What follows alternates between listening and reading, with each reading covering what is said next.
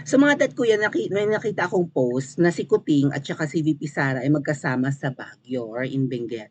Yeah, somewhere in Benguet. Well, doon sa PMA, sa school ng Philippine Military Academy. Excuse me. So, kapag PMAer, talagang ang taas din ng tingin, ano? Pero hopefully, ang mga PMAers, most of them are mas loyal sa taong bayan kaysa kay Kuting. Alam niyo, sa speech ni Kuting doon, nanawagan siya na protektahan siya ng mga PMAers. Kasi 'di ba merong ano, ay thank you Ate Mean sa pakulay. Ayan, love ako ni Ate Mean.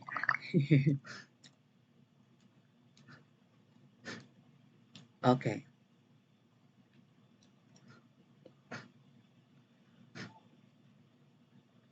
Paano ba 'to? Teka lang. Okay. So, dapat ang sabihin kasi ni Kuting doon sa kanyang speech sa PMA class of what class? 2024, of course, commencement exercises. So I would assume this is a graduation, right, di ba?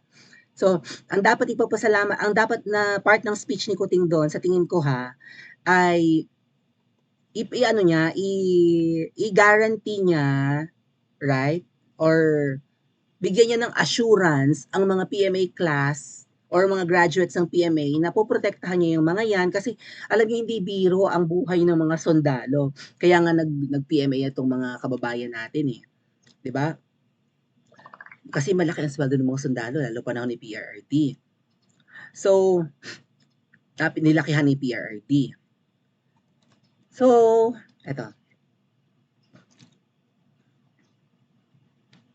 hindi naman biro ang buhay ng mga sundalo natin. Ang isang paa nasa hukay, right? Every time na merong operations and whatnot, may mga 'di ba, yeah, may mga ganun, may mga susuunging panganib lalo na sa kabundukan, lalo na Pilipinas na lumalakas naman ng NPA, ay napakapiligroso, right?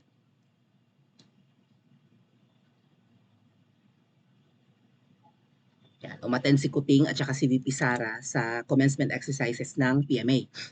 At sweet na sweet sila doon. So yun na nga, i-assure mo naman Kuting na poprotektahan mo naman ang mga kasundaluhan natin na sila ay hindi malalagay sa alanganin, 'di ba? Gawan mo ng paraan na itong mga terorismo, 'di ba? Kung hindi man ma-eradicate, at least ma-minimize. Itong NPA dapat matapos na 'tong problema natin sa mga kaliwa. Ganon, para naman sila hindi na malagay sa panganib. Yung tipong yung magiging trabaho na lang ng mga PMAers siguro, 'di ba? Or ng mga kasundaluhan natin ay wala naman tayong kaaway eh. Tayo lang naman tong tayo lang naman tong inaasar natin ang China. Tayo hiwalay na isla, wala tayong kadikit. I mean, hiwalay tayong kapuluan, so malabo magkaroon tayo ng kaaway. 'Di ba? Walang agawan sa teritoryo. Well, meron diyan yung Brunei. Pero wala naman. Itong West Philippine Sea, itong Ayungin at kung ano-ano pa nandiyan, Scarborough. Oh, tayo itong binubuyo natin ang China magalit sa atin. Ganyan kasi ang diskarte ng gobyerno ni Kuting. So wala, kumbaga ang magiging problema natin mga internal problems like mga crimes, 'di ba? Itong mga terorismo nga. Yan, yung mga insurgencies ganyan. Kapag ni-resolve mo yung Kuting, walang malalagas na buhay ng kasundaluhan, hindi masasayang ang buhay ng ating mga men in uniform. Ikaw ang mag-assure sa kanila na gagawan mo ng paraan, 'di ba? With their help of course din, na magiging peaceful ang Pilipinas, na magkakaroon ng law and order. Kung hindi man peace and order. Ay kaso mo, ikaw ito nagsasabi sa mga uniform men na protektahan ka. Kag-graduate pa lang, gusto mo na agad protektahan ka. Bakit? Ano ang threat sa gobyerno mo? Ha? Itong mga Duterte? Ayan, katabi mo ang isang Duterte. Hindi ko alam, nagpa-plastikan ba sila or what? Sweet na sweet, pero alam nyo, nandidiri ako dito sa, basahin ko lang yung article, ano. Ito nga pong nasa picture.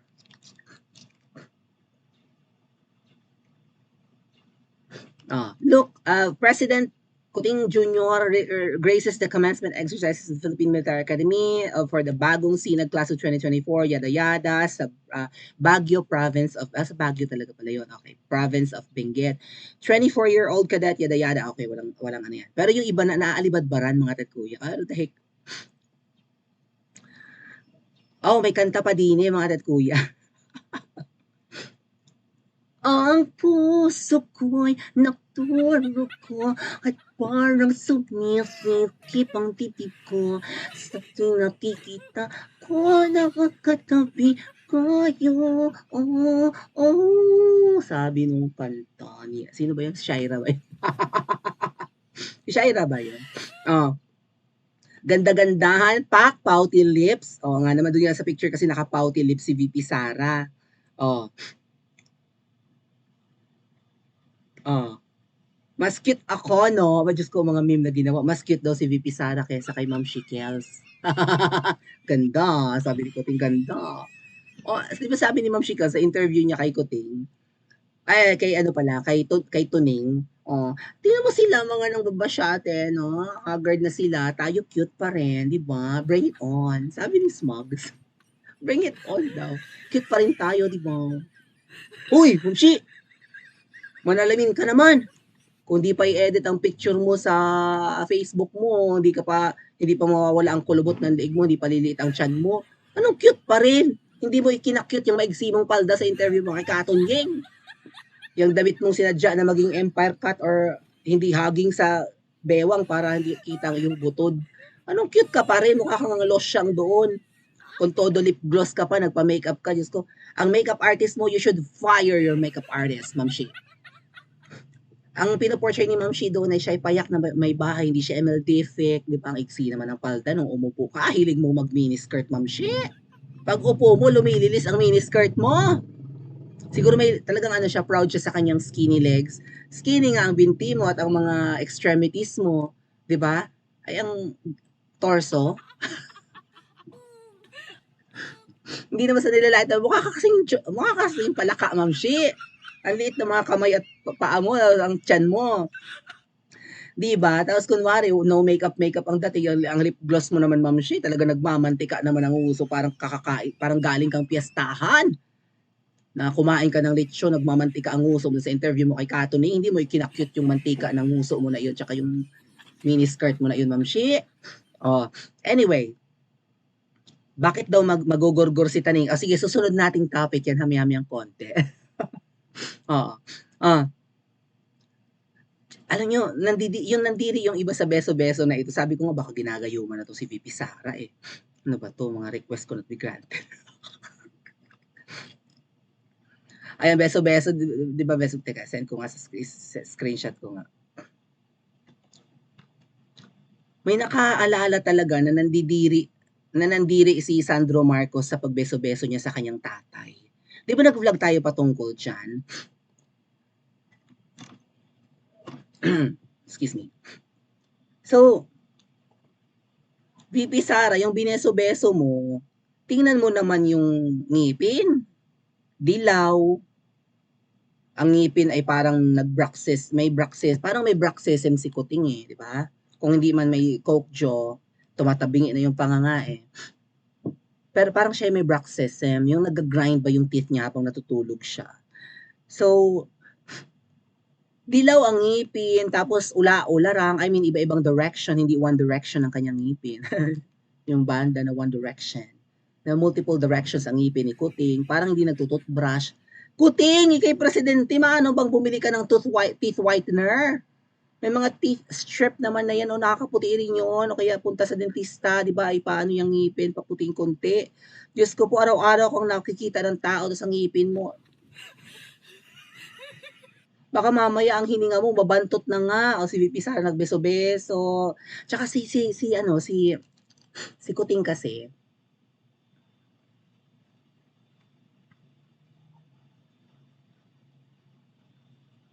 tsaka si Kuting, yung kanyang preference yata, siguro yun yung first love niya, no? If not first love, yung kanyang mga naging ex-girlfriend, yung parang may lahi.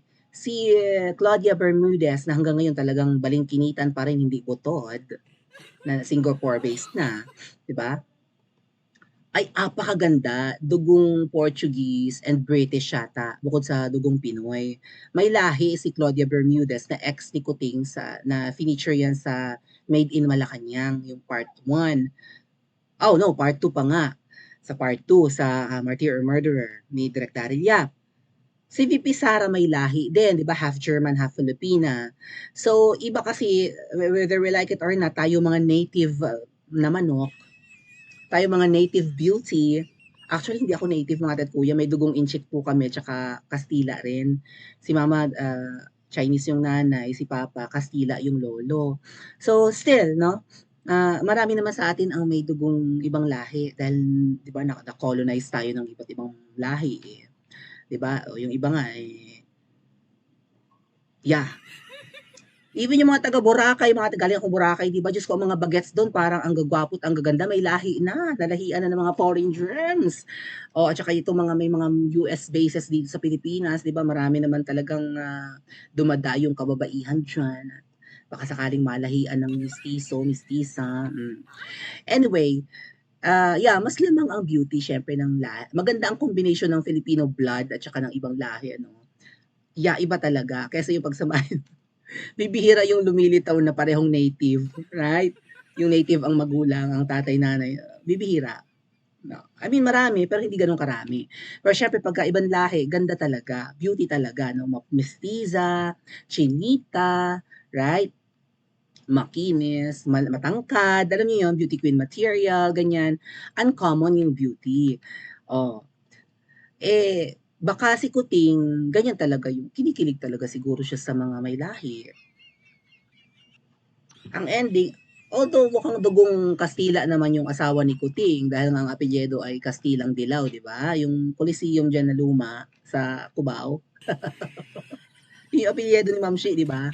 Oh, pero si Ma'am Shi naman, tingnan niyo naman, parang kasumpa-sumpang Pinay naman yung itsura ni Ma'am Shi. Hoy Ma'am Shi, wag ka na magalit, pero kasumpa-sumpa talaga yung pagmumukha mo. Ang laki ng tiyan mo. Hindi naman sana mapupuna yung itsura mo, Ma'am Shi, 'di ba? Kaya lang yung ugali mo kasi. So parang ginawa mo ng uniform, terno ang ugali mo at itsura. Yung height ni Ma'am Shi parang Indonesian, sorry naman, maliit kasi si Ma'am Shi. Kasi mga Indonesian mas maliit sa Pinoy eh. Oh, pandakekok si Ma'am Shi, Pinay na Pinay, pero malaki naman ang mata, hindi na maintindihan kung malaki ang mata or chinita. Pero, yeah, very native si Ma'am Shi, at saka morena si Ma'am Shi, hindi naman siya maputi eh. O, nabigo si Kuting. Right? Nabigo siyang magkaroon ng may lahi na jowa. Oh. Pero yung makeup artist na si Ting Ting Ting Ting, ganda, no? Mala Charlene Gonzalez din yung beauty nun, ano? Anyway, VP Sara, paano mo nasisikmurang makipagbeso-beso dyan? Eh, mukha namang bad breath. Right? Well, I don't know. Plastikan lang kaya sila? What do you think, mga dad kuya? Tuwang-tuwa ang bangag nakahalik sa amoy rosas. Sabi pa ng iba. Ang daming ang meme kasi, mga dad kuya. Tuwang-tuwa ang bangag nakahalik sa amoy rosas, mamatay sana sa selos yung ahas. Oh, sabi ng meme, tuwang-tuwa ang bangag nakahalik sa amoy rosas, mamatay sana sa selos ang ahas. Kuting naman, bad shot na nga yan eh. Bad shot na nga yan kay Ma'am Shi. Tapos nakikipagbeso, ay hinimatay si VP Sara sa amoy ng hininga ni Kuting.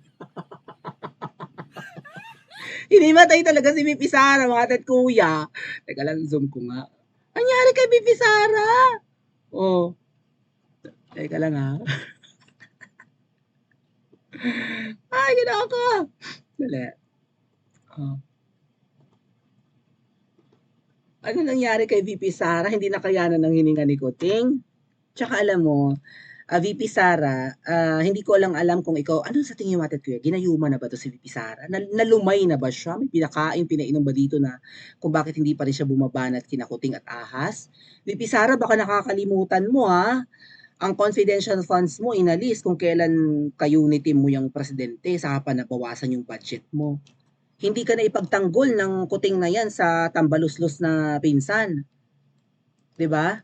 Nakatulog si VP Sara, hinimatay sa amoy ng hininga ni Kuting.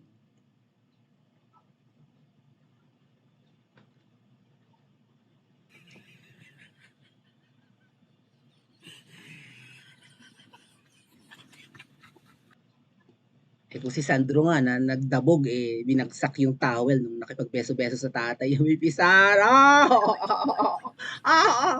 Ay, nagyosi kaya si Kuting? Well, Kuting huwag ka magyosi ha, ang itim ng nguso mo, nakakaitim lalo ng nguso yan. Eh, okay lang kung magyosi ka, wag lang yung ibang bagay. Kasi baka baby powder ang tinitira mo, eh, siguro nakakabaho pa rin ng hininga yun, ano. So, Diyos ko po, VP Sara, may magseselos, ano ba? Huwag kang magbeso-beso. Magkasama pa kayo, ba't hindi kasama diyan si Ma'am Shikos? Oh, but maybe VP Sara is just being professional, right? Being siguro she's just being casual and whatnot. Professional nga, no, na wala namang pinapakitang masama sa kanya si Kuting. Wala namang sinasabing masama si Kuting sa kanya. Kaya okay. Ano kayang inaantay pa ni VP Sara? Is she waiting for the third year of Kuting? Maybe. May nagbanggit kasi sa akin mga kuya at na-mention ko na sa mga nakaraang vlog ko. Grabe daw ang iyak ni VP Sara at grabe daw yung galit niya. Dahil alam niyang nabudol siya. Actually, nababanggit ko rin na ano, di ba? Campaign period pa lang, alam na niyang binudol siya. Hiwalay nga ang kanilang headquarters. Ang headquarters ni VP Sara nasa kabila ng EDSA, nasa Cybergate Tower ng Robinsons, dyan sa may Boni Tulay. Dyan sa may Pasig, Pasig, Mandaluyong. Yung kay Kuting yun, nasa Mandaluyong, yung kulay blue na building nangangaliwa paglagpas nyo ng Guadalupe, yung tulay, yung bridge na yan. Oh. So, alam ni VP Sara na ginamit siya and well, wag ka magpapadin lang VP Sara. Alam mong napapapunta sa wala ang nasimulan ng tatay mo. Kita mo naman yan kahit na busy ka sa ginagawa mo being the vice president. And mukha ni Ma'am Shi. Alam mo sa sarili mo yan na nauuwi sa wala ang nasimulan ng tatay mo. Kahit busy ka being the vice president, kahit busy ka, di ba, being the DepEd secretary, alam mong lumalakas ang krimen ngayon, kumakalat ang droga, nasa news kahit na tumahimik, kahit na ang media ay, di ba, kakampi ng Kuting at Ahas at ng Tamba, lumalabas sa media yung katulad nung sa Alitagtag. Wala tayong balita, pinagyabang yun ni Kuting. Also yung PIDEA leaks, imposibleng hindi makarating sa UVP Sara na ang Kuting na yan ay tinitiktikan na nga at balak na ng i-surveillance, hindi lang natuloy kasi pinigil. Ang daming kwento pa doon. May isa pa akong dapat i-vlog patungkol doon. May isa daw doon sa taga-PIDEA na gustong-gusto palang i-blackmail si Kuting. Alam mo pala sa PIDEA na, kaya lang itong mga taga-PIDEA ay takot siguro kay Lazo, no? Alam sa PIDEA pala na yung si Kuting ay titiktikan. Alam ng lahat. Deny lang silang lahat. Sa takot na matanggal sa trabaho, di ba? Oh. Hindi nila kakampihan si Sir Jonathan Morales. Alam mo VP Sara nagkakandala siya.